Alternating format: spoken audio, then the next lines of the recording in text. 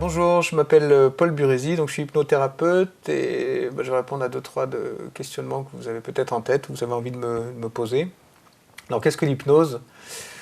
L'hypnose, voilà, on a entendu parler de l'hypnose comme étant un état de conscience modifié. Voilà, ça fait un petit peu peur ce genre de terminologie. Moi, voilà, je dis juste que c'est un état confortable, un état de grande décontraction mentale et physique. C'est un état qu'on peut retrouver sur des périodes alpha, c'est-à-dire entre l'éveil et le sommeil, ou bien le sommeil et l'éveil très tôt le matin, par exemple. On flotte entre deux eaux, donc on est entièrement conscient de ce qui se passe, on a de la visibilité, nos sens fonctionnent, on entend. Le matin, quand le réveil sonne, on est un petit peu voilà, dans le coton, on arrive quand même à éteindre le réveil et à raconter à nos copains au bureau que le réveil a été très très difficile ce matin-là. Donc on est entièrement conscient, en état d'hypnose, et puis on se souvient de tout. Et donc on a le pouvoir sur notre existence. Quel parcours de vie vous avez eu pour vous dire un matin je deviens hypnothérapeute? Je me suis aperçu que je m'étais sorti plusieurs fois de situations assez complexes, assez chaotiques. Et ça depuis 1987, donc, il y a très longtemps, je pratiquais l'autosuggestion, parce que j'ai un copain de régiment qui m'avait donné un bouquin comme ça, auquel d'ailleurs personne ne croyait à l'époque. Et puis c'était de l'autosuggestion. Ça peut vulgairement s'appeler la méthode Coué. Là, c'est ce qu'on a vu il y a quelques années, il y a une décennie, c'était la grande méthode, la méthode Coué.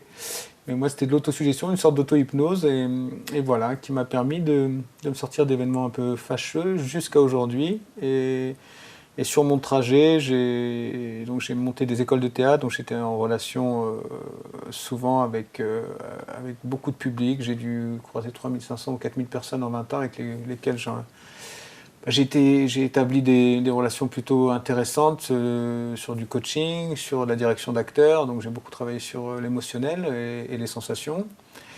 Et puis de ce métier-là, ensuite, moi j'étais personnellement en psychanalyse pendant 8 ou 9 ans. Et ensuite, j'étais formé en méditation transcendantale, tout en ayant toujours cette notion voilà, d'autosuggestion permanente, de remise en question, de recadrage. Et puis récemment, je suis passé praticien en hypnose parce que j'ai voulu mettre des mots techniques et puis me faire valider en fait sur mes connaissances que j'avais mis en place depuis un bon nombre d'années.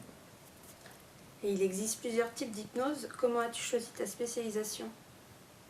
Alors les spécialisations, je pense que chaque hypnothérapeute, enfin en tout cas dans le terme de thérapie brève, dans le spectre large des thérapies brèves, on choisit sa spécialisation par rapport à quelque chose qui nous a touché, sur lequel on a des souvenirs impactants ou avec beaucoup d'émotions. Moi, j'ai choisi une spécialisation sur le trauma, les phobies et puis surtout l'émergence des potentiels, en sachant que j'ai fait beaucoup ça dans ma précédente vie avec mes sociétés de formation. Voilà. L'émergence des potentiels, c'est avoir la possibilité voilà, de trouver à l'intérieur de chacun d'entre nous ce qui est le mieux et le situer et l'utiliser pour chacun d'entre nous, parce qu'on passe son temps à ne pas se sentir capable de faire les choses, à s'imaginer qu'on n'en est pas capable ou qu'on ne sait pas les faire, mais voilà, l'émergence, c'est voilà, permettre aux gens de trouver les clés, les astuces, monter les curseurs, réparer, recadrer mentalement et pour qu'ils puissent exister pleinement dans ce qu'ils sont en train de faire ou dans ce qu'ils veulent faire ou sur des changements d'orientation ou des changements de direction existentielle.